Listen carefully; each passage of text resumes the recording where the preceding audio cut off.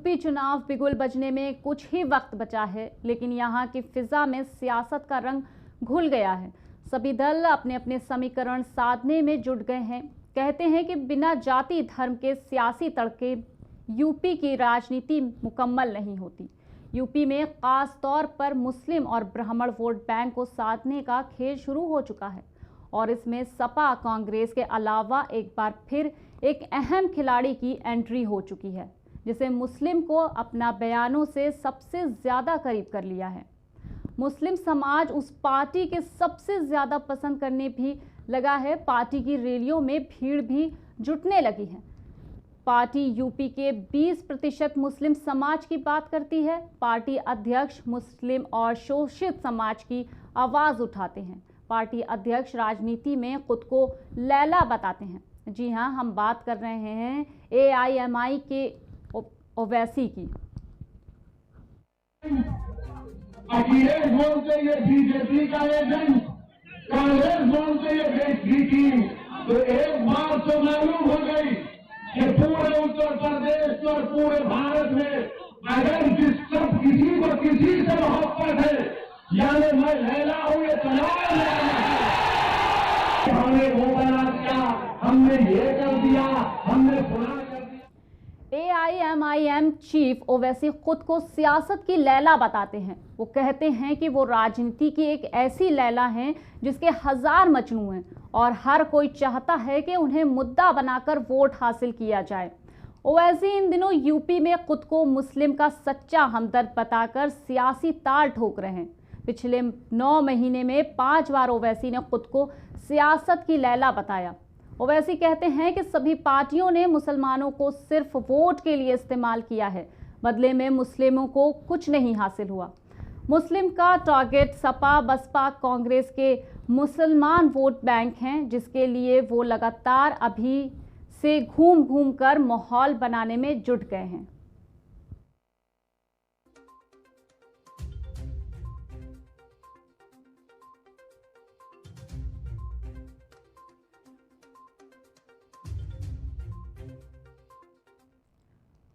ओवैसी ने पिछले कुछ महीनों में अपनी रैलियां की उन क्षेत्रों में जहां मुस्लिम बहुमूल शहर है। बहराइच, प्रयागराज, आजमगढ़, मुरादाबाद जैसे शहरों में ओवैसी ने अपनी रैलियां की।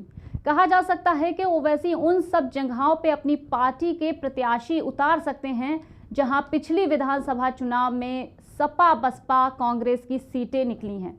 इससे जिसको फायदा हो सकता है।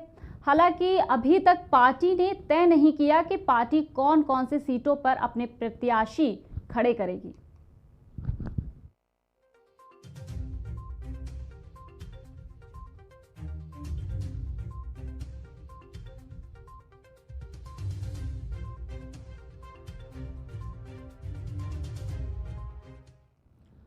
मुसलमानों को साधने के लिए ओवैसी ने यूपी में एक बड़ी चाल चली है। AIMIM के नेता कहते हैं कि जब 5 से 6% वाले सीएम डिप्टी सीएम बन सकते हैं, तो 20% वाले सीएम या डिप्टी सीएम क्यों नहीं बन सकते।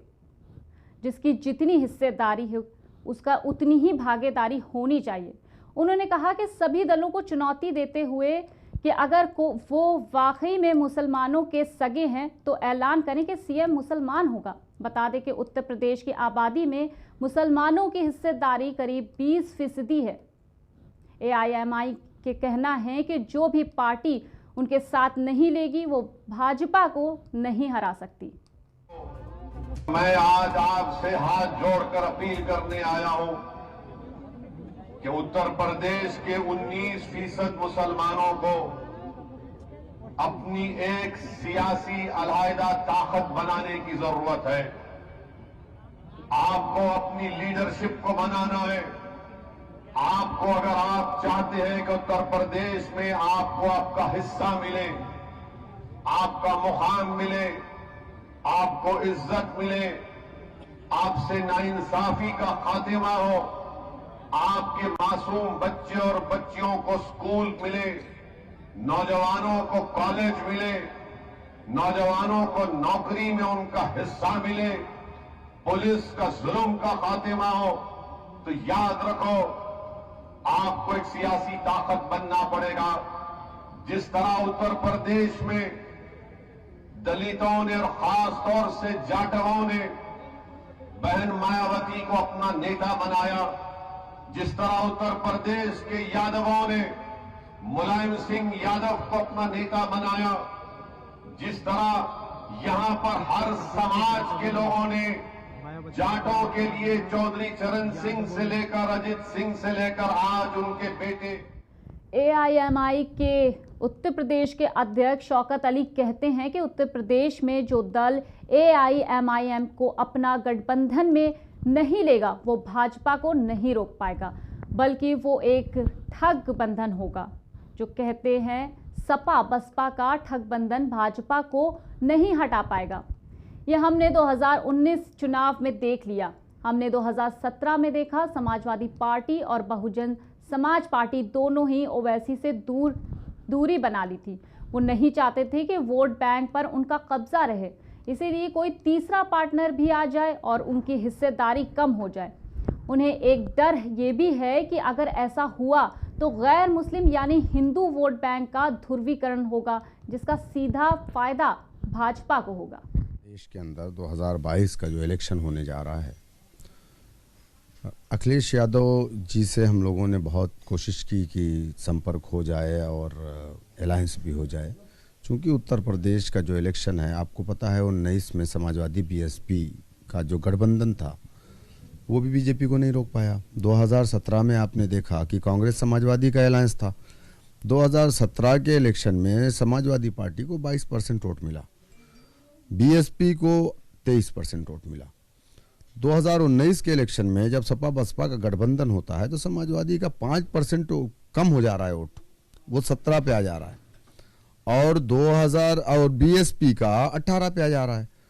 तो मुझे नहीं समझ में आ रहा है कि वो कौन सी जादू की छड़ी है जिसको लेकर के अखिलेश यादव बीजेपी को रोक पाएंगे।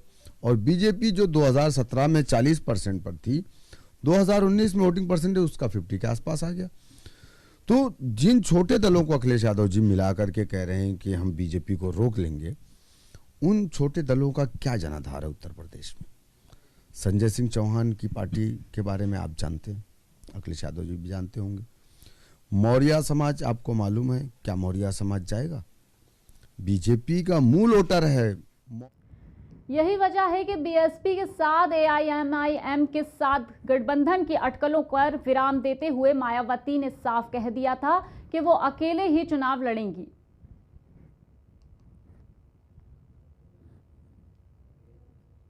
इस पर ओवैसी ने कहा जो दल उन्हें राजनीतिक अछूत समझते हैं उन्हें यूपी में जवाब मिलेगा।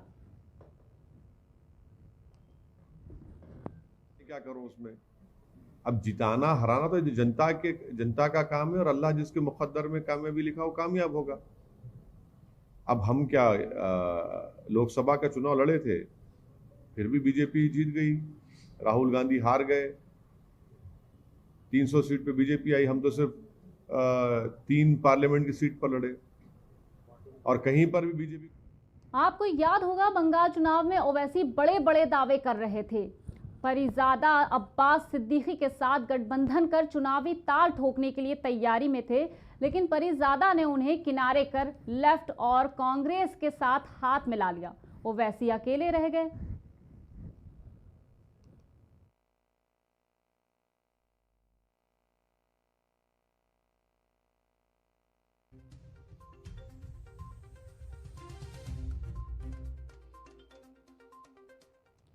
वहीं ओपी राजभर ने भी ओवैसी के साथ शुरू होने वाली अपनी चुनावी यात्रा से खुद को अलग कर लिया। राजभर अखिलेश से जा मिले, वहीं कांग्रेस के साथ साथ विपक्षी दल ओवैसी को भाजपा की बी पार्टी बताते हैं। उनका आरोप है कि ओवैसी वोट काटवा हैं और इसी सिलसिले में भाजपा सांसद साक्षी महाराज ने तंज कसते हुए कहा था कि एआईएमआई के मौजूदगी से भाजपा को बिहार में फायदा हुआ था और उत्तर प्रदेश में भी इसका राजनीतिक लाभ होगा।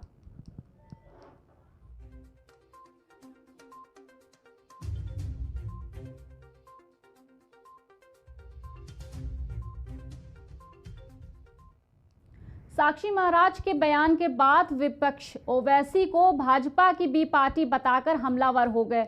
इसके लिए विपक्ष बिहार का उदाहरण देते हुए ओवैसी की 5 सीट जीतकर सिर्फ सबको चौंकाया नहीं, यूपी की सियासत का मिजाज लगभग बिहार जैसा ही है। इसीलिए हिंदी पट्टी के सबसे बड़े सूबे में ओवैसी को हल्के में आंकना जल्दबाजी होगा।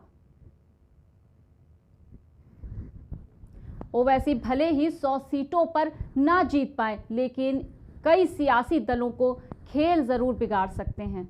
हालांकि पार्टी अगर 100 सीटों पर चुनाव लड़ती है तो ओवैसी उत्तर प्रदेश में 5 से 15 सीटों पर अपना कब्जा कर सकते हैं।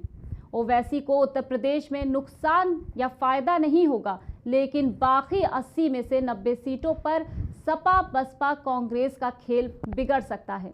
वहीं इसका नुकसान या फायदा कहीं ना कहीं भाजपा को होगा।